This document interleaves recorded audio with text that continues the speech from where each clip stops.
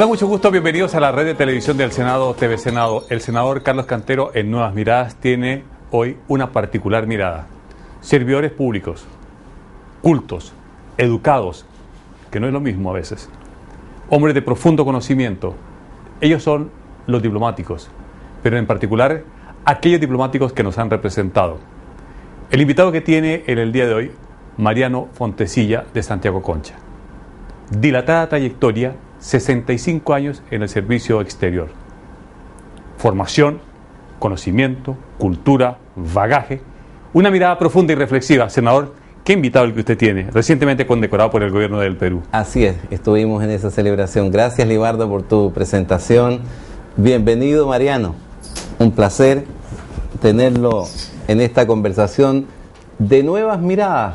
Queremos dar una mirada al servicio público desde la perspectiva de la diplomacia, y nada mejor que presentar a un verdadero ícono de la diplomacia chilena, una trayectoria 60 y algo de trayectoria, 65 años.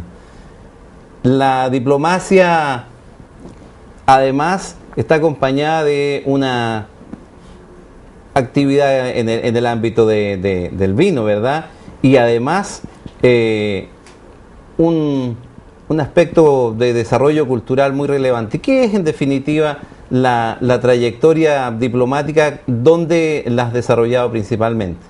Bueno, si me permite un poquito antes de la respuesta, decir lo honrado que me siento de estar invitado por este honorable senador Cantero, Juan Carlos, que verdaderamente ustedes podrán darse cuenta que estoy aquí porque es muy amigo mío, pero aparte de ello, yo considero que es uno de los senadores más ágiles que están en el Congreso y que tiene una situación definitiva en cuanto a los planes de gobernabilidad en este momento en que el mundo está tan débil en ello, especialmente en este nuevo plan de globalización, donde todo habría que hacerlo de nuevo para ello, pues está muy atrasado a la unión económica generalizada en que se encuentra empeñado. Para esto, nuestro honorable senador es citado a cuántos simposios, a cuánta conferencia internacional, no evita ningún trabajo, ninguna presencia de él en estas situaciones. Hemos viajado juntos Además, pero en esa ocasión por otra situación. Sí, claro. Por otra situación, sí. Pero verdaderamente yo admiro que es consultado en todas partes del mundo para poder tratar estos temas que a él lo enaltecen y además lo transforman. Diplomacia en este mundo global. Exactamente. Tu trayectoria.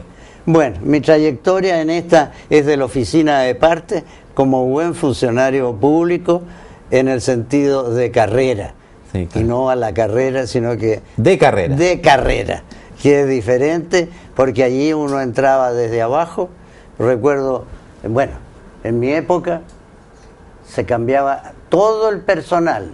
Cuando había un cambio de gobierno en una situación, estamos en situaciones muy diferentes en que ahora el actual gobierno habla de que el 80% de los funcionarios que van a ser destinados en el exterior van a ser profesionales de carrera.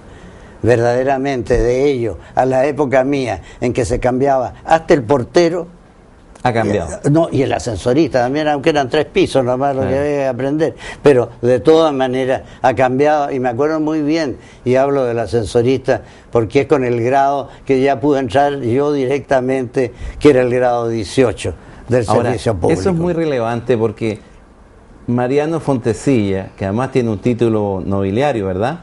Bueno, sí, desde que murió mi madre tuvo que pasar a mí, los otros los quise trasladar inmediatamente, porque soy un funcionario que representa una república, claro. Así que lo quise traspasar todo, pero el Ministerio de Justicia español dijo que el principal no podía cederse, sino que tenía que seguir con él en la línea del propietario. Sí. ¿Y ese título cuál es? Casa Concha. Marqués de Casa Concha. Marqués de Casa Concha. Marqués de Casa Concha. Y que viene... ¿Tiene algo que ver con ese buen mosto que que ese brebaje maravilloso, virtuoso que bebe nuestro... Lo tiene el nombre y yo me preocupo de la calidad y ya está en la etiqueta para no quedar mal parado ya que está... Quería marcar ese punto, Mariano, porque a mí me admira mucho una persona que tiene una posición, que tiene además una actividad tan atractiva como es esa línea del mundo vitivinícola, tiene una trayectoria, pero además tiene una vocación de servicio público tan grande, y la gente cuando ha visto los cambios de mando, cuando visitan grandes dignatarios del mundo, Chile, la persona que está ahí para recibir eres tú. Esa trayectoria anclada en esa vocación tan grande, a mí me motiva pedirte una reflexión. Ese deseo de servir al país, ¿te mueve? Sí, esa es una pasión que yo la adquirí precisamente en familia, porque mi padre, que fue ministro, bueno, él hizo toda su carrera judicial, fue el ministro más joven de la Corte Suprema, llegó a los 36 años dentro de la carrera y finalmente después él terminó ya como nombramiento político al final de toda su vida como embajador en Brasil. Allí apareció un secretario que fue verdaderamente mi mentor y que se llama Enrique Bernstein Caravante, a quien se le debe la negociación íntegra de la mediación junto con su sucesor Benadaba y bajo la tuición del general Videla, quien era el que coordinaba toda esta situación. Bonito recuerdo y digno homenaje a Enrique Bernstein, un gran diplomático en Chile. Exactamente, y tuve el honor de que el capítulo y el libro último que hizo dejó dicho que se lo presentara yo, que verdaderamente no sabía por qué ni cómo, pero se lo dejó dicho a su mujer y así lo tuve que hacer cuando se presentó el libro ya después que él había muerto. Él llegó como secretario de mi padre allá a Brasil y pasó a ser una especie de mentor mío, definitivo. Y ahí parte una carrera, y ahí partió la vocación, la carrera, con todos los de la embajada, porque mi padre también lo llevó llevó su carácter y su manera de juez, la llevó allí, así que tuvo un plan familiar con toda su gente y a su vez el hijo del embajador inmiscuido y imbuido de todo, compenetrándose de todo esto, oyendo, viendo y conociendo. ¿Cuándo partes tú con tu carrera diplomática? En 1945, precisamente, cuando ya salí por primera vez en la época del presidente Juan Antonio Ríos, pero en calidad de supernumerario, porque en aquella época se iniciaba todo así, sí, estaban 3, 4, 5 años, allí entonces dentro de esa calidad y honorario y supernumerario, fui a España en mezcla entre el Nitrato de Chile, que tenía su sede en Lisboa, pero al mismo tiempo subvencionaba parte de mi estada allí, y el ministerio que pagaba el resto de mi estada como agregado civil, que era la última situación en la cual España, 1945. Y eso estaba vinculado a una gran industria de Chile de esa época, que era el Nitrato de Chile. El Nitrato de Chile, que la vi, lo palpé, lo supe, porque era definitivo. Ya mi padre había trabajado en Brasil para evitar, con el presidente de la época, con Getúlio Vargas, que no se hiciera el salitre sintético allí y que siguiera utilizándose el nuestro, cosa que se consiguió, así que yo algo tenía idea, pero el resto lo pude ver en todas las esquinas de todos los pueblos y de todos los países donde se pasaba en España, donde había arriba de un gran trigal un guaso montado sobre estas espigas enormes de alta, porque eso se trataba que hiciera, supongo, el nitrato, en unas baldosas y en una muy bonita presentación, decía Nitrato de Chile. Y desde esa posición en España desplegaste una carrera que te llevó a recorrer el mundo, ¿verdad? Sí, pero no tanto en cuanto a esas destinaciones,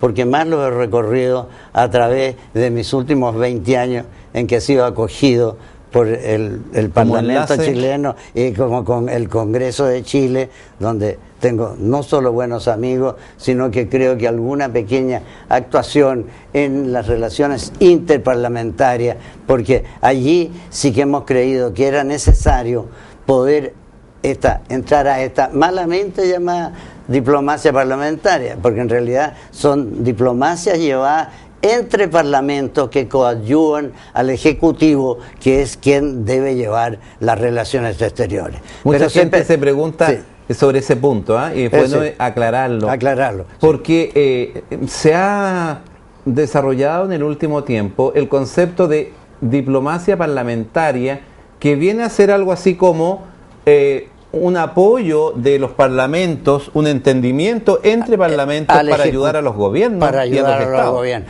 Y así lo es, y así se ha hecho, y cada vez se pretende hacerlo en mejor forma, porque si no, de todas maneras el Parlamento coadyuva, pero a posteriori sería solo en el caso que lleguen los tratados, las convenciones, los acuerdos, que por el sistema constitucional nuestro tienen que pasar casi todo por el Congreso y Parlamento chileno. Muchos de ellos en el resto del mundo son administrativamente aprobados, nada más. No es necesario, y el honorable senador tendrá que hallarme la razón, que y cuando ya está aprobado en otros países, nosotros todavía estamos en conversaciones. ¿Qué sucede y qué se está avanzando en esta relación de coayudar? Es poder tener previamente injerencia y relaciones, no en las situaciones determinadas del Ejecutivo, pero por lo menos en la información, en poder saber de qué se trata, o en haber conversado previamente en estos viajes internacionales que hemos hecho juntos, situaciones que se sabe que van a converger, que van a tratarse después en el Parlamento. Además, un mérito. Entonces porque llega muy conversado, y tanto mejor porque se agiliza y se facilita la presentación de ellos, porque ustedes bien saben, y mucho mejor el honorable, que una vez el proyecto allí se puede votar sí o no. No hay posibilidad de modificación de nada. Algunos llevan imbuidos en sí algunas situaciones de reserva y de esto, pero eso no es el caso esto general. Es un mérito porque Chile debe ser uno de los países que tiene una mayor inserción, particularmente en el ámbito económico a nivel global. Yo creo que ningún país habrá hecho tantos convenios y tantos tratados en estas materias, TLC, como se llama. ¿Algún mérito tiene su señoría entonces en este esfuerzo? En el corretear todas estas situaciones y tratar de que se pueda aprobar aquí, y si viene por lo general muchas veces, si llega hay un invitado del gobierno chileno. Resulta que el gobierno chileno invita al jefe del Estado, cual u otro. Es muy importante tenerle al día, se puede decir, todas aquellas cosas que han tenido firmadas, y no siempre sucede así. En tu trayectoria, Mariano, ¿cuáles son los personajes de la historia contemporánea en que tú has podido atender en tu desarrollo profesional? Esos son innumerables y a una altura casi inconmensurable, porque verdaderamente a Chile no ha dejado venir jefe de Estado alguno importante, no ha desde dejado la reina, por ejemplo, pero desde la reina uno viene a ver la Revolución en Libertad, otro vienen a ver al presidente Allende, otro vienen acá, una y otra cosa, por anga, por manga. ¿Y de quién tienes tus recuerdos más vívidos? Bueno, recuerdo ya un imperecedero y colocaba la misma reina que me hizo Sir y Lord en el Hotel Carrera, porque bien recordará el honorable que se quemó el Palacio Cousiño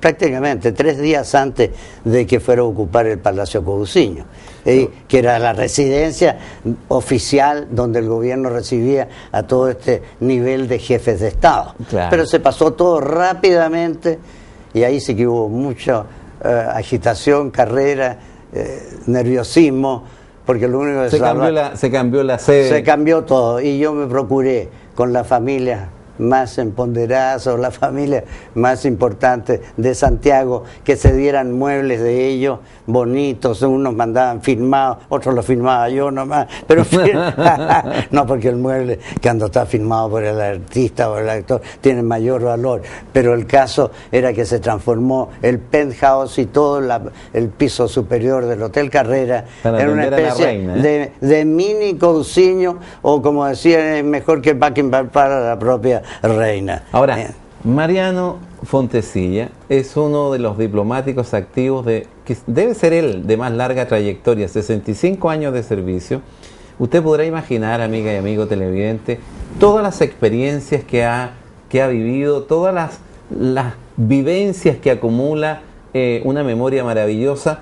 Pero, por ejemplo, en Italia te tocó, tienes un récord, tú... Bueno, en Italia me tocó paralelamente no llevar dos situaciones. Una sí que la llevaba porque se me mandó para poder tratar de arreglar esta especie de divorcio a la italiana, porque ustedes bien saben que el 11 de septiembre no volvió nunca más el embajador italiano Elstam, que estaba aquí. Él estaba de vacaciones, en ese momento no regresó acá. ¿No se reconoció nunca el gobierno militar?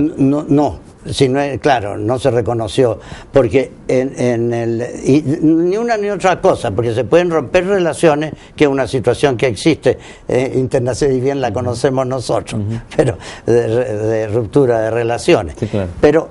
Pero también puede haber relaciones, y relaciones a mayor o full ambassador, o sea, completo embajador, o si no, simplemente bajar el nivel a encargado de negocio. Nada de todo esto sucedió con Italia, porque a la italiana, y como buenos italianos, resultó que ellos determinaron que lo único que se hizo fue que siguieran las dos embajadas, siguió la embajada italiana en Santiago, siguió la embajada de Chile en Italia, pero no se reconocía calidad alguna al jefe de ella. Como cuando yo fui... Una oficina cualquiera. Una oficina cualquiera, era un turista para darle una mayor categoría, y yo era que una chacha, oye, poco menos allá en Italia, oye, pero todo esto... Pero al lado de ahí, claro, al lado de ahí estaba el Vaticano. Eso era otra cosa, claro, donde yo me apoyé para poder trabajar de mantener este hilo que yo digo que era de cobre, porque llegamos a una exportación enorme de 500 millones de dólares así que era un hilo bastante grueso y fuerte para poder mantener este extraño divorcio a la italiana y la relación humana que tuvo que mantenerse allí. Ahora, con la anuencia de todo, porque el propio presidente de aquella época, expresidente, que era el presidente Frei, él consideraba que este asunto tenía un día que por lo menos subirse la calidad de encargado de negocio. Claro. Ahora, en el Vaticano también has tenido una larga relación. Bueno, sí, he estado destinado allí muchas veces, también al comienzo, para tratar todas estas situaciones y poder tener privilegios e inmunidades de diplomático, no las podía tener en el lado del Quirinal. También fui apoyado por ellos. Pero de eso vamos a hablar en el segundo bloque. Usted no se vaya, volvemos en un minuto y volveremos a conversar sobre un récord de Mariano Fontecilla. Ha visto pasar 7 papas, ¿no? Sí, claro. Ya lo veremos con detalle, ya volvemos.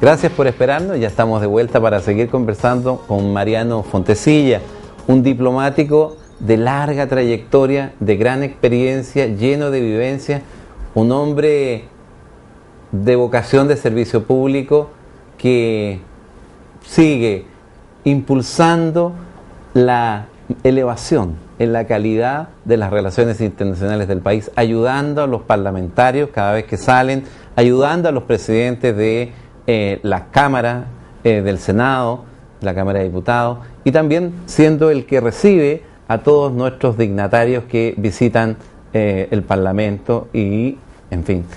Mariano, has estado en España, has estado en Italia, vinculado al Vaticano, estuviste en los países nórdicos, también estuviste cumpliendo labores en Ecuador.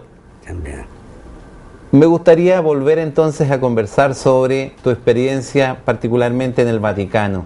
¿Cuántos papas has visto tú pasar a lo largo de tu trayectoria y con los que te has vinculado además? Bueno, me parece que Pío XII, que era una especie de ascético personaje, 6 papas, comprendido el actual Pío XII, Juan XXIII, Pablo VI, Juan Pablo I, Juan Pablo II y Ratzinger, el actual. En total, esos son, en cuanto geográficamente hablando, de carrera, 17 años en Roma, 10 años en Madrid y 3 años en los países nórdicos. Estaba en todos los países nórdicos, más los 2 años en Ecuador. Volvamos al tema del Vaticano, porque yo he leído que tú tuviste una experiencia ahí entre anecdótica, pero también muy simbólica con uno de los papas. Cuéntanos esa historia. Sí, bueno, debe ser seguramente el papa que se puede decir que fue más cercano y más amigo y conocido y reconocido por él, porque no todo el mundo le debe suceder eso, que fue Juan XXIII. Papa bueno. El papa bueno, el papa que revolucionó la Iglesia y que la devolvió a sus orígenes, porque eso era la maravilla y lo que él pretendió hacer con el Vaticano II. ¿Y qué te sucedió con él? Bueno, con él, una vez sí, pues porque en estos reconocimientos de estas situaciones, siempre los días miércoles son las audiencias generales. En esa época todavía era muy fastuoso, y no como ahora que es muy popular y con mucha gente. Él llegaba, se usaba la silla gestatoria. Aparte de ella, que llegaba con los macieres y con los hombros, a los hombros, y se le colocaba en un pequeño trono en una sala clementina, que era una de las salas importantes del Vaticano, y entonces alrededor, abajo de este trono, se puede decir, se ponían las personas del día miércoles, que a veces habían personajes muy importantes. Y entonces el Santo Padre, en aquellas ocasiones que estaba el ministro tal, el canciller alemán, o esto, que correspondía no a una audiencia privada, sino que está pública, pero ahí él bajaba del trono para ir y lo saludaba 1 o 2 y volvía a su trono y luego desaparecía. En una ocasión, yo estaba con 2 chilenos, y los voy a nombrar inclusive porque uno era un parlamentario, los 2. Uno, Eduardo Müller, un senador muy famoso, muy conocido, muy inteligente. Eso sí que puede haber que cambiarlo de una provincia a otra, porque nunca más volví a la provincia, pero era una maravilla, debía haber sido un senador nacional, claro, por orden. Y Raúl Aldunate Phillips, que había sido también parlamentario y que estaba allá en la FAO. Con estos 2 señores me fui para allá. Él creo que era un masón dormido, que bueno, que se despertó entero, parece, porque en todo caso sucedió lo siguiente, que yo miré al lado, porque en un momento dado yo dije, no hay nadie aquí hoy día importante, y se va a ir directamente. Y empiezo a ver que se ha bajado, me equivoqué, pensé, y empecé a mirar, bueno, no volví a ver ningún personaje. Yo dije, ¿habrá algún desconocido acá que yo no sé? Y ya está. Pero venía hacia donde estábamos nosotros. Juan XXIII iba caminando. Juan XXIII iba bajando, entonces yo al lado, menos, pues miré a los lados, no hay nadie aquí, pues qué cosa más rara. Bueno, resultado, llega hasta donde estoy yo me doblé solo las rodillas, oye, y él, oye, simpáticamente me toma las manos, me levanta de lo arrodillado que estaba y me dice, lei è così simpático, siempre me acompaña y mercoledì, como diciendo, usted tan simpático, todos los miércoles me acompaña, claro, porque era parte de mi labor como último secretario, de tener que llevar a todos estos personas. Claro, bueno, le subí titulaje, los puse de activo, le dije que era el embajador extraordinario, el senador más con pico, bueno, no supe cómo elevar la calidad de todos mis compañeros para justificar, para estar, y para justificar la bajada del trono, claro, este gesto del pontífice. Qué bonito. Ahora, ¿qué ha significado esta carrera diplomática que se sostiene hoy en este trabajo parlamentario? ¿Qué reflexión harías tú? Porque también leí por ahí que tú haces una definición de por qué está la diplomacia. ¿Por qué existe la diplomacia? Bueno, la diplomacia en realidad y uno de las secuelas de la diplomacia que tan poco gusta a la gente, este famoso protocolo, claro, que a mi juicio no habría tenido existencia alguna si hubiera un mínimo de educación.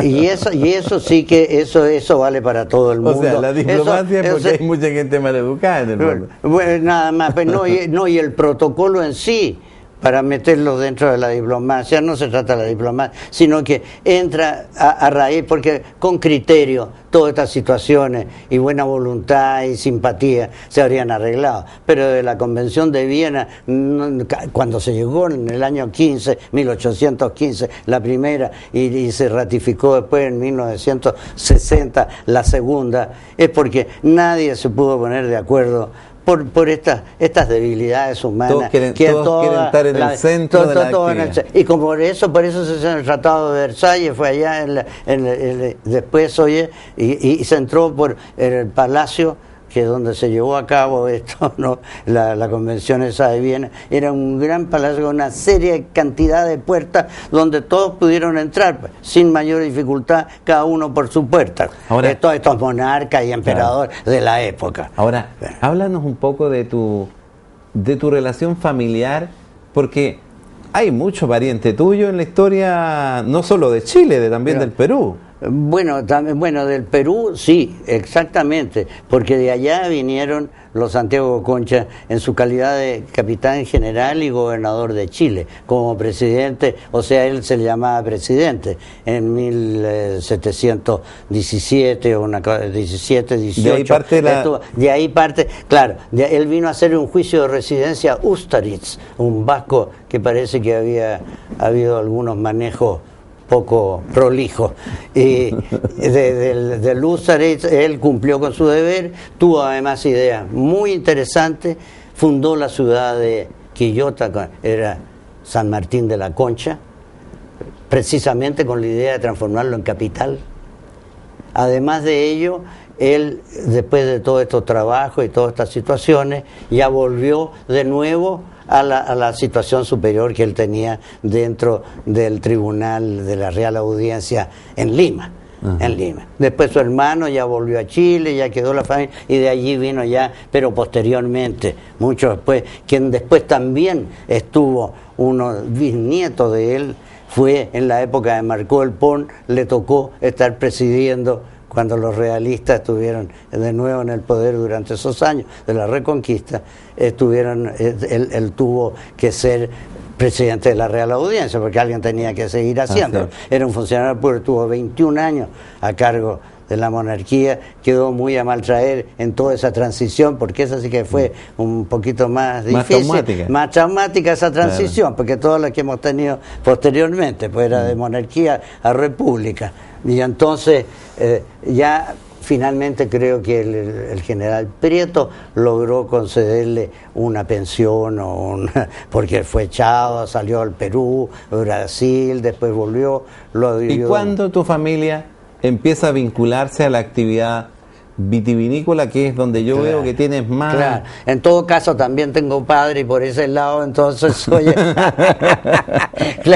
claro, la madre segura, pero aquí está el padre también, y ahí sí que esa familia sí que desde 1600 y tanto estaban acá. Él estaba a cargo monárquicamente en esa época, claro, de toda la parte norte del ejército real, así que el cargo era de maestre de campo, y de ahí viene todo esto. Después, nada menos que Francisco de Borja Fontacilla fue 3 veces presidente del Senado, el Senado conservador en el año 1822, y bueno, y de ahí entonces sigue y suma ambas dos familias al servicio por todos estos 200 años a la República. Eso sirviendo al país.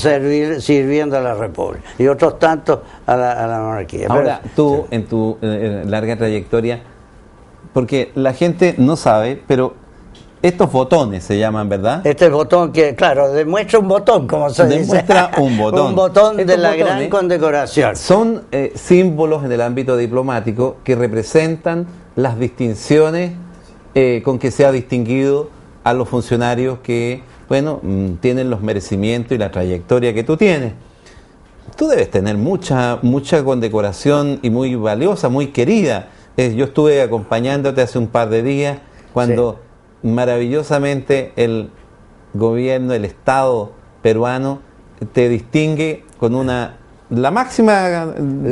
Fue un ascenso máximo en todo esto, porque ya no hay otra. Ya bajar el sol, solo los peruanos lo pueden hacer. Claro. La máxima condecoración el sol del Perú. El sol del Perú. ¿Qué otras recuerdas tú que te hayan llenado de satisfacción, que te hayan hecho sentir muy feliz? Bueno, en realidad, como las primeras, uno siempre se acuerda que me la dio Bernardo de Holanda, quien pasó a ser desde ese momento un amigo durante toda la vida y que no ha abandonado nunca a sus amigos, hasta que murió él. Él me condecoró en el año 50, que fue la primera vez que vino, después volvió en 56 como presidente del mundo ecuestre mundial, no ya como príncipe, que después estaba casado con la reina de Holanda. ¿Y qué otra condecoración tú recuerdas? Después de ahí, a reglón seguido, vino la de Gallagher, el famoso ministro que conté también en la condecoración que vino, y las otras situaciones, indudablemente la del presidente Cosiga, que es inusual que un presidente de república esté despidiendo a un embajador cuando regresa a su país, y él lo hizo personalmente, me convidó a un té invitando con toda la gente, funcionario del Quirinal, y me dio un té de despedida. Eso me lo acuerdo. La reina, que como conté antes, me condecoró en el Hotel Carrera, me hizo Sir, Lord, porque la orden Victoria, la orden de Victoria, que es la personal de los Windsor, de ellos. ¿Tienes la distinción de caballero de la orden? Ah, sí, esa es una designación. Eso es como gentilhombre de su santidad el Papa. También esas son dos cargos, no son solo distinciones, sino que, bueno, lo es en sí, porque ser miembro de la familia pontificia, como es lo que uno pasa a ser con el cargo de gentilhombre de su santidad, más en lo terrenal no se puede aspirar. Y especialmente para uno que es católico. Claro. ¿Y en el ámbito de Malta? Y es lo mismo, es una graduación. Yo era caballero de honor y de devoción dentro de la Orden de Malta, y tengo la más alto grado allí, que es Gran Cruz. ¿Cuál es tu reflexión cuando tú miras la perspectiva? ¿Qué reflexión tienes de tu trayectoria, de tu entrega al servicio público? ¿Cuáles son los pensamientos que te cruzan?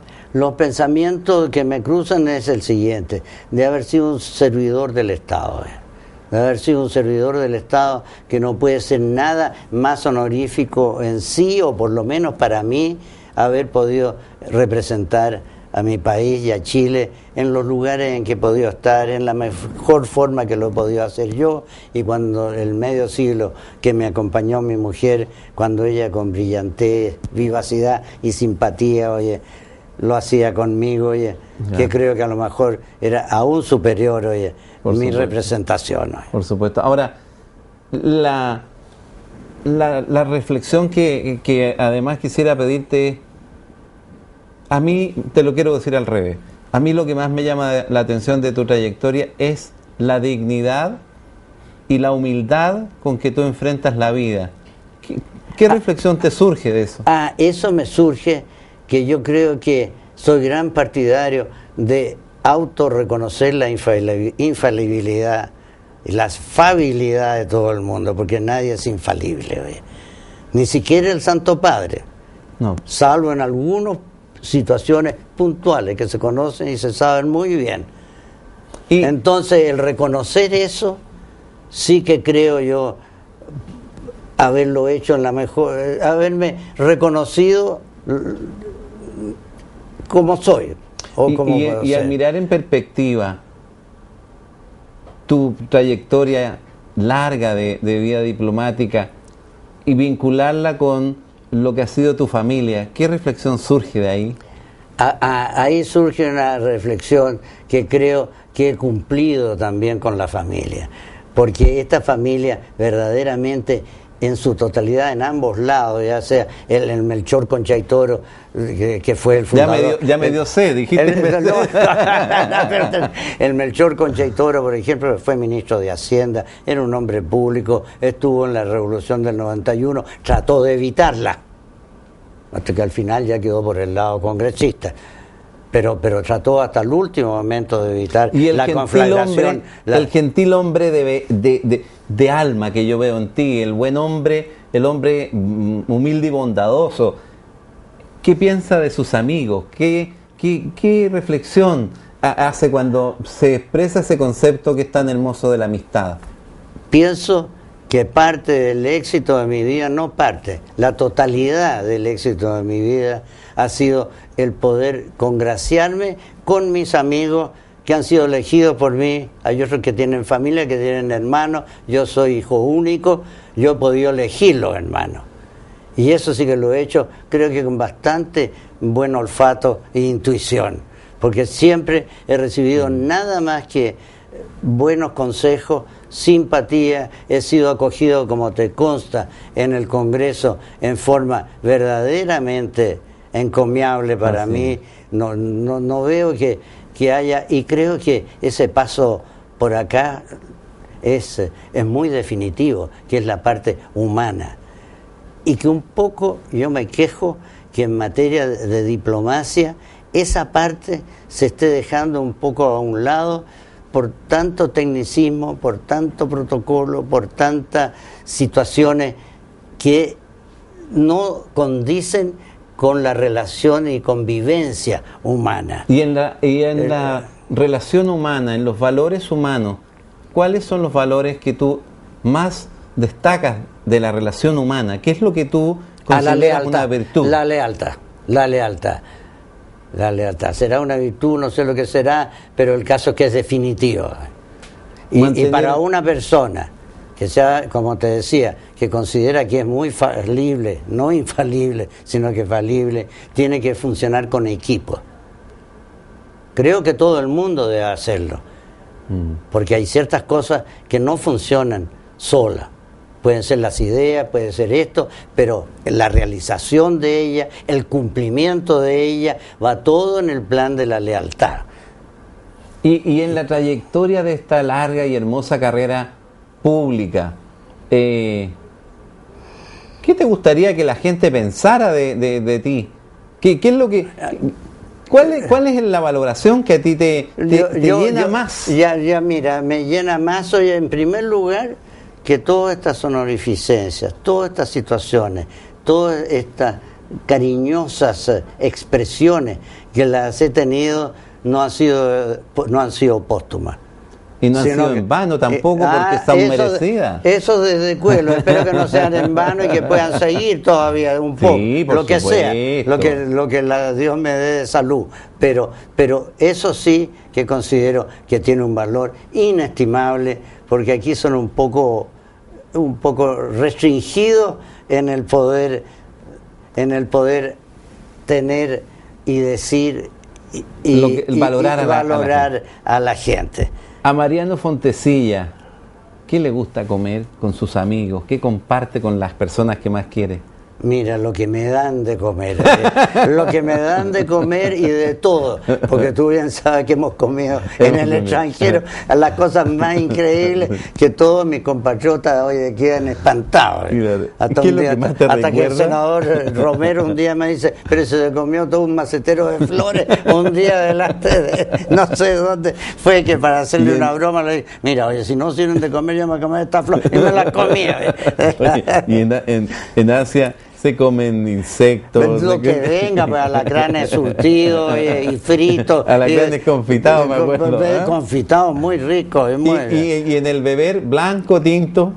Mira, en el beber con mucha moderación, porque realmente no soy ni un gran conocedor ni un gran bebedor. Pero sí un buen vendedor. Eso sí, por lo menos en lo personal llegué a Ecuador con 7.000 cajas y me fui con 37.000 que se aumentaron y otro tanto, pero con el debido respeto a todas las viñas de Chile, porque a todos los he cogido en el exterior, oye, tratando de ser lo más ecuánime posible. Hermoso. Por lo demás que no fue difícil, porque a raíz de Conchitoro, que ha sido prácticamente el conocimiento, como lo dijo el embajador, Chile conocido a través de Conchitoro.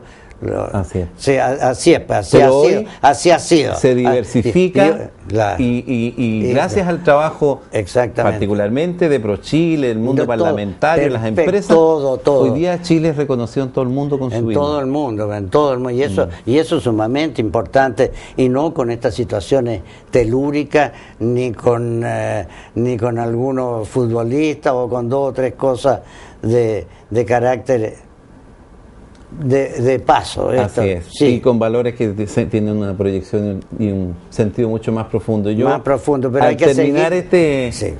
Perdón. No, pero indudablemente hoy viene un artículo en el Mercurio que lo leí con mucha atención y que está en este mismo tema nuestro, que no podemos dormirnos en los laureles y tenemos que seguir dando a conocer mucho más el Chile que nosotros pensamos como somos conocidos. Que el Chile que soñamos. Yo antes de terminar este programa que he querido compartir con mi amigo, pero sobre todo con un servidor público admirado. Yo te admiro mucho por tu trayectoria, yo te admiro por cuando te veo trabajando, cuando te veo atendiendo las grandes dignidades o ayudándonos a nosotros a poder llegar a los distintos ámbitos cada vez que vamos a los encuentros mundiales, a los distintos foros, a las distintas reuniones de parlamentarios. Te quiero reconocer primero la calidad de gente. Te quiero decir que eso es compartido por mucha gente en el Parlamento y por cierto de todos tus amigos de la diplomacia. Tu gran calidad humana, ese sentido de dignidad y de humildad al que yo hacía referencia, y además el ejemplo de profesionalismo y de perseverancia que tú nos das permanentemente. Es un honor y un privilegio ser tu amigo. Tú me has dado precisamente la síntesis de lo que tú me estabas preguntando. ¿Cuál es tu idea del paso acá terrenal y qué es lo que te gustaría de ser recordado? Lo acabas de sintetizar, quizás con un poquito demasiado cariño, pero parte de eso sí que me gustaría que fuera así. Justeza y reflejando fielmente lo que se siente por un gran servidor público y un gran amigo. Con usted, amiga y amigo televidente, nos encontramos en nuestro próximo programa de Nuevas Miradas, mirando el mundo desde una perspectiva distinta. Muchas gracias por su sintonía.